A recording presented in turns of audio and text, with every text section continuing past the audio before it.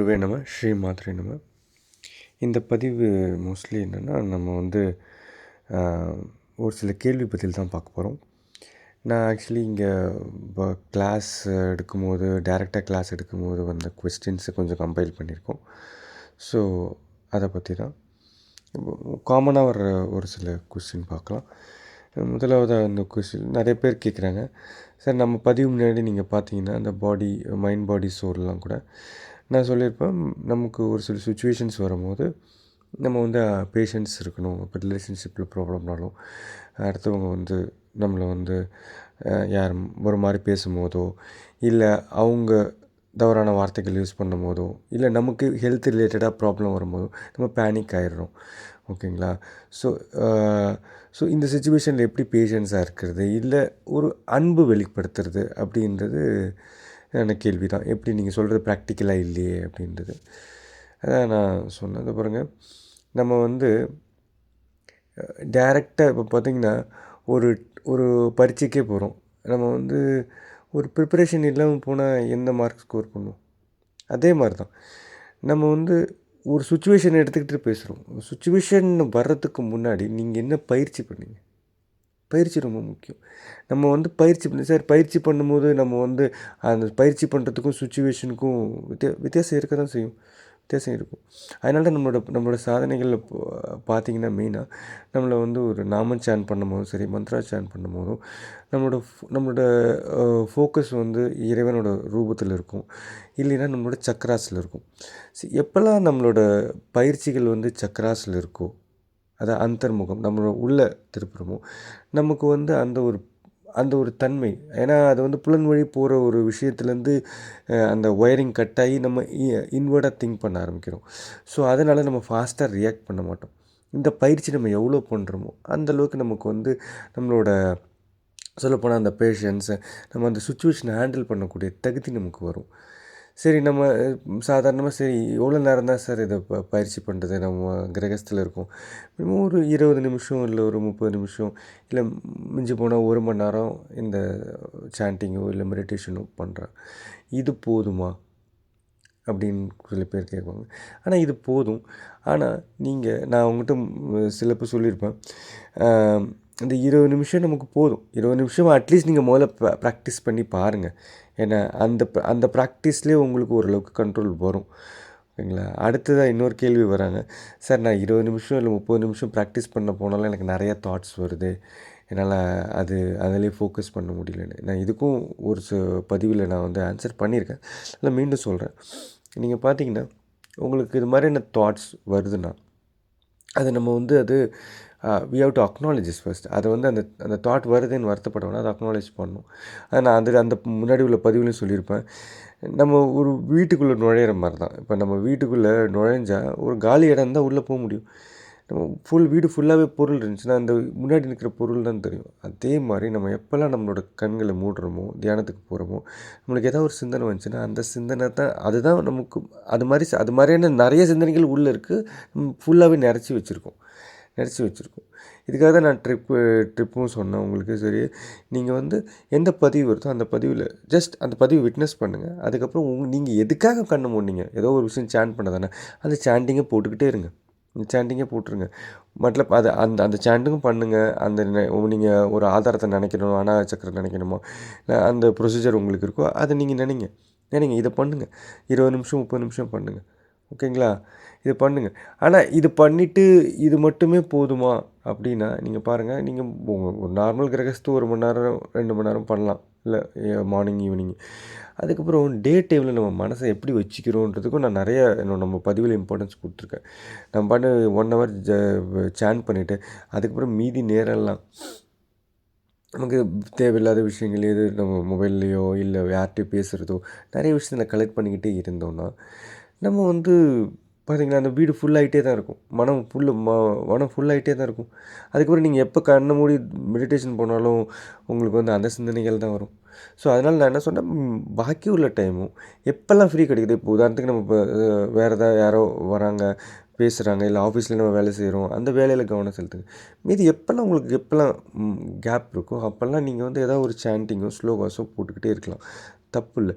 இதை நாளாக என்ன ஆகுனா நீங்கள் இது மாதிரி இந்த அன்வான்ட் மத்தலப் நமக்கு கொஞ்சம் கிடைக்கிற டைமில் இது மாதிரியான விஷயங்கள் போட போட நீங்கள் எப்போ தவத்தில் திருப்பி உட்காடுறீங்களோ அந்த சமயத்தில் இது மாதிரியான எண்ணங்கள் கண்டிப்பாக வரும்.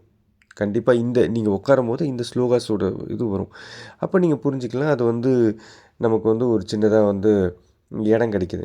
ஏன்னா சுத்தமாகவே ஒரு சில பேர் பிளாங்க் ஸ்டேட்டில் போய் பிளாங்க் ஸ்டேட் ஒரு வேக்யூம் ஸ்டேட். அந்த இடத்துல ரொம்ப நேரம் மெயின்டைன் பண்ண முடியாது. அந்தளவுக்கு அதுக்கெலாம் ஒரு தகுதி வந்து ஒரு லெவல் வேணும். ஓகேங்களா? இனிஷியலாக பிளாங்க் ஸ்டேட் போக முடியாது. இப்போ நீங்கள் போய் முயற்சி பண்ணிங்கனாலும் ஏதாவது தாட்ஸ் வந்துடும். ஓகேங்களா? நீங்கள் இது மாதிரியான தெய்வீக நாமங்களோ தாட்ஸோ போடுங்க. நல்லா ஃபீல் ஆகும். எப்போ நீங்கள் மெடிடேஷனில் உட்காருங்களோ இதே தான் ரிப்பீட் ஆகும். இப்போ நீங்கள் இதை பேஸ் பண்ணி தான் நீங்கள் உங்களோட மெடிடேஷனை இன்க்ரீஸ் பண்ண முடியும். அப்புறம் ஒரு சில பேர் இந்த கேள்வியும் கேட்டாங்க.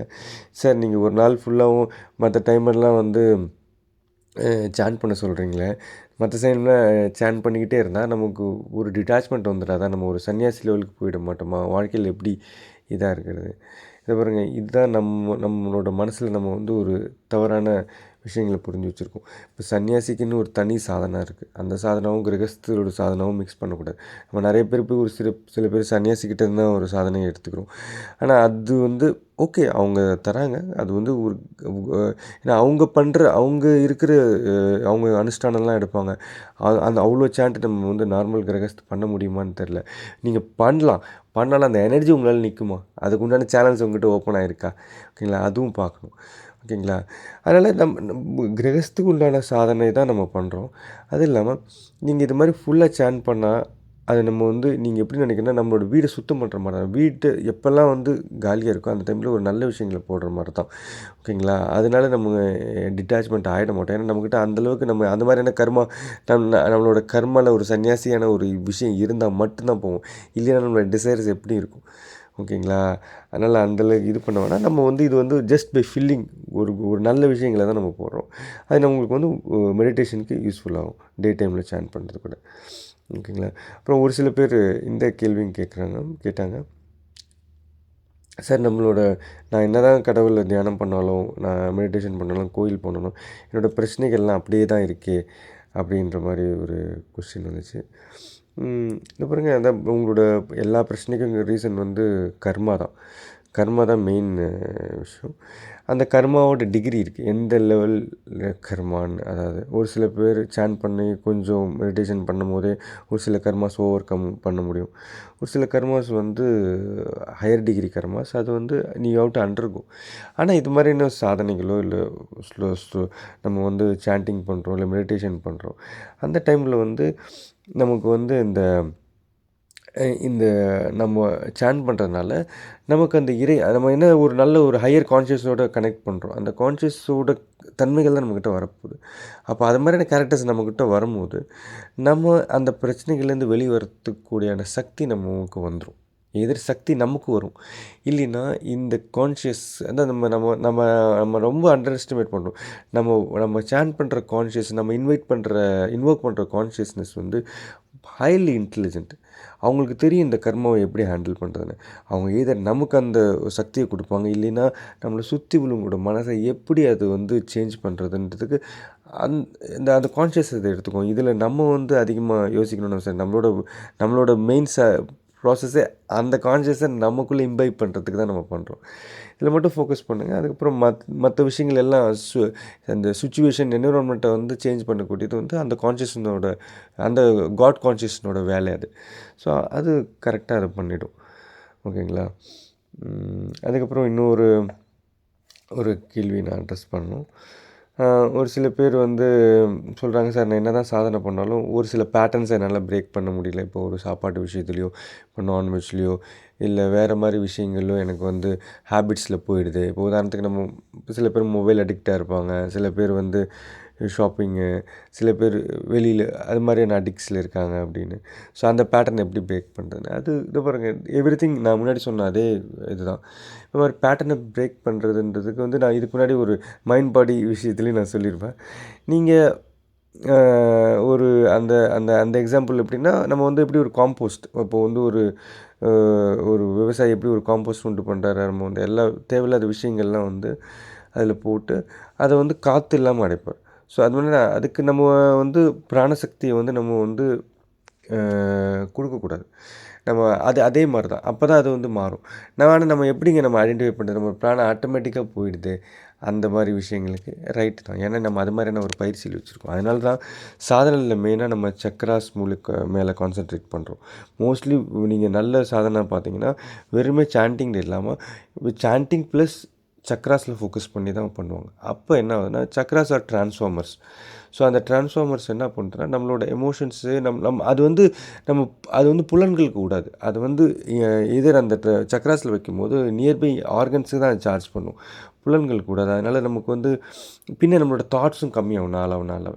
நீங்கள் நல்லா பார்த்தீங்கன்னா எதிர் ஆகனா சக்கராவோ இல்லை நம்மளோட ஈவன் அநாக சக்கரத்தில் வச்சு ஃபோக்கஸ் பண்ணும்போது ப்ராக்டிஸ் பண்ணிட்டீங்கன்னா சாண்டிங்ஸு உங்களுக்கு வந்து அதில் கொஞ்ச நாள் ஆனால் அது ஒரு காந்தம் மாதிரி அதுதான் அந்த சைடு தான் அட்ராக்ட் ஆகுமே தவிர நம்மளோட கண்ணை திறந்தோ இல்லை மற்ற அவுட் சைடு ஆக்டிவிட்டீஸ்க்கோ அது அதிகமாக ப்ரிஃபரன்ஸ் கொடுக்காது.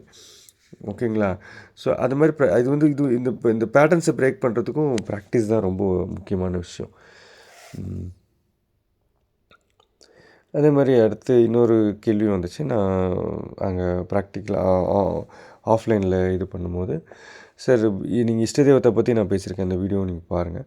இஷ்ட தெய்வத்தை சில பேருக்கு ஐடென்டிஃபை பண்ணுறதும் டிஃபிகல்ட்டாக இருந்தது. ஓகேங்களா? அவங்க இல்லை எனக்கு வந்து நிறையா தேவதாஸ் விருப்பம் இருக்குது, அதனால் எங்கள் இஷ்ட தெய்வத்தை எனக்கு ஐடென்டிஃபை பண்ண முடியலன்னு. சார் அதான் சொன்னேன், எதிர் நம்ம வந்து அதிலே ஆன்சர் பண்ணியிருப்பேன். நான் தான் நிறைய பேர்கிட்ட கேட்டேன், நீங்கள் வந்து ரொம்ப டிஃபிகல்ட்டான சுச்சுவேஷனை யாரை நினைப்பீங்க, எந்த மாதிரி காட்ஸை நீங்கள் கால் பண்ணுவீங்கன்னு. ஸோ அந்த மாதிரி டிஃபிகல்ட்டான சுச்சுவேஷனில் எந்த காட்ஸை அவங்க ஃபஸ்ட் ப்ரிப்பேர் பண்ணோன்னா அதை கூட இஷ்ட தெய்வத்தாவை நம்ம எடுத்துக்கலாம். இஷ்ட தெய்வத்தை கனெக்ஷன் ரொம்ப இம்பார்ட்டண்ட்டு. அப்புறம் இன்னொரு கேள்வி, ஒரு இன்ட்ரெஸ்டிங்கான கேள்வி வந்துச்சு. அதான் how to find a genuine guru, ஒரு நல்ல குருவை எப்படி வந்து சூஸ் பண்ணுறது அப்படின்னு. பாருங்க, நான் இதுக்கும் நம்மளோட பதிவுகளை நிறைய ஆன்சர் பண்ணியிருக்கேன். ஃபிசிக்கலாக நம்ம வந்து பார்க்குற எல்லாருமே ஒரு ஆல்மோஸ்ட், நான் வந்து எல்லாரையும் சொல்ல, நிறைய பேர் வெரி பயங்கர எதாவது சொல்ல போனால் ப்யூரிஃபைட் காட்ஸாகவே குருவாகவும் இருக்காங்க. ஓகேங்களா? ஆனால் மேக்ஸிமம் ஃபிசிக்கலாக இருக்கவங்க வந்து அவங்களும் நம்மளை மாதிரி தான். இப்போ எல்லாருமே ஒரு பேக்கில் என்னோட இது வீடியோ சொல்லியிருப்போம், பிராப்த கர்மா வச்சுட்டு போகிற மாதிரி அவங்களும் அவங்களோட பிராப்த கர்மாவை இது பண்ணுறதுக்காக தான் இங்கே வந்திருக்காங்க. புரியுதுங்களா?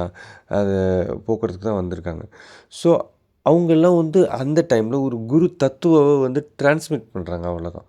ஆனால் அந்த உண்மையான குரு அப்படின்றது என்னன்னு பார்த்தீங்கன்னா, நீங்கள் வந்து அவங்களுக்கு மேலே உள்ள ஒரு குரு, இப்போதைக்கு ஆஸ்ட்ரலாக இருக்கவங்க, அவங்க தான் குரு. இப்போ உதாரணத்துக்கு ஆதிசங்கரர், ராமானுஜர், நீங்கள் வந்து திருமூலர், அகஸ்தியர், சித்தர்கள்.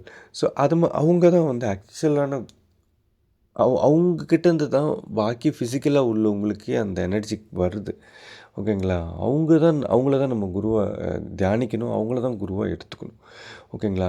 சரி, நம்ம அது மாதிரி ஹையர் இப்போதைக்கு ஃபிசிக்கல் ரியாலிட்டியில் இல்லாத ஒரு குருவை நீங்கள் நினைக்கும்போது, நீங்கள் அவங்கள பற்றி நிறைய அவங்களோட ஸ்தோத்திரமோ அவங்கள பற்றி நம்ம நிறைய நினைக்கும்போது, கொஞ்ச காலத்தில் அவங்க வழி வந்த யாராவது ஃபிசிக்கலாக உள்ள குருஸ் மூலிமா இப்போது உங்களுக்கு வந்து அந்த நாலேஜோ இல்லை அந்த தேவைப்பட்ட நாலேஜஸோ கிடைக்கும். ஆக்சுவலாக நம்ம குருவை சூஸ் பண்ணுறதில்ல, இதுவும் நான் சொல்லியிருக்கேன். குரு தான் நம்மளை வந்து சூஸ் பண்ணுறாங்க ஆக்சுவலாக. அதுதான் அந்த நம்ம பாண்டிங் ஏற்படுத்தும். ஓகேங்களா?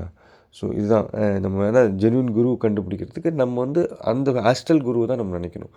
அவங்க தான் வந்து நமக்கு இப்போ ஃபிசிக்கலாக உள்ள குருஸை ஐடென்டிஃபை பண்ணி நமக்கு கொடுப்பாங்க. அது மினிமம் நம்ம அது வந்து இவங்க தான் குருன்னு மினிமம் ஒரு 1 or 2 இயர்ஸ் நம்ம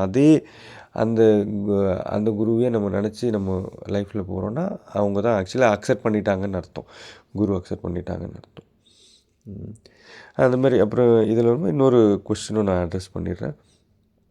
ஒரு சில பேர் இங்கே நான் வந்து மோஸ்ட்லி நார்த் இந்தியாவில் இது பண்ணுறதுனால, நான் இந்த மாதிரி கிளாஸ் எடுக்கும்போது அவங்க கேட்பாங்க, சார் நாங்கள் நிறைய சேண்ட் பண்ணுறோம், சேண்ட் பண்ணுறது மட்டுமே போதாதா எங்களோட ப்ராப்ளம் சால்வ் பண்ண? நீங்கள் எதுக்கு ஃபிசிக்கல் எக்ஸசைஸ்லாம் சொல்கிறீங்க? ஃபிசிக்கல் எக்ஸசைஸ் கண்டிப்பாக பண்ணணுமா அப்படின்ற மாதிரி சொல்லுவாங்க. சிலப்போ சக்கராவில் வச்சு சேண்ட் பண்ணுறதும் முக்கியமா அப்படின்னு கேட்பாங்க.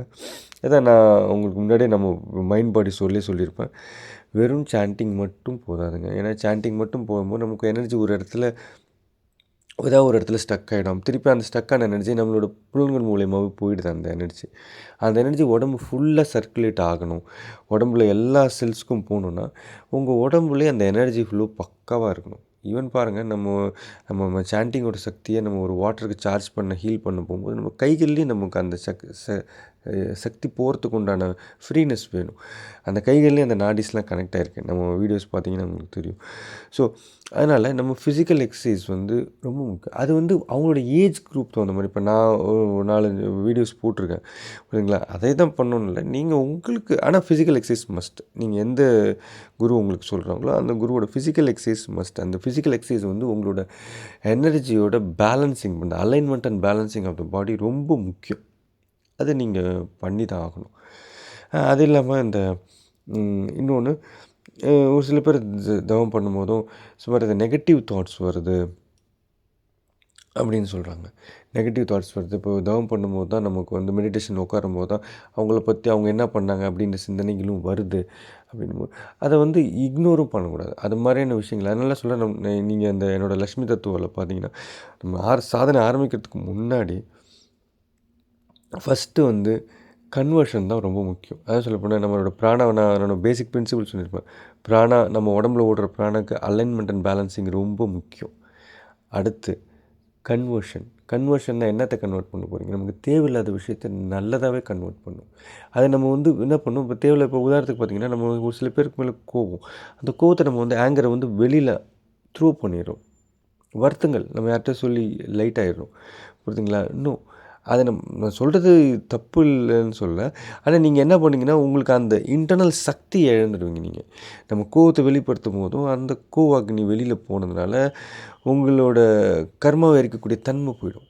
இன்ஸ்டெட் என்ன பண்ணணும்னா, அதை கன்வெர்ட் பண்ணணும். அதை அன்கண்டிஷனல் லவ்வை மாற்றணும். அது நம்மளால் முடியும். நம்மளோட சக்ராஸ்லேயே நம்மளால் அதை ஈஸியாக கன்வெர்ட் பண்ண முடியும், புரியுதுங்களா? ஈஸியாக கன்வெர்ட் பண்ண முடியும்.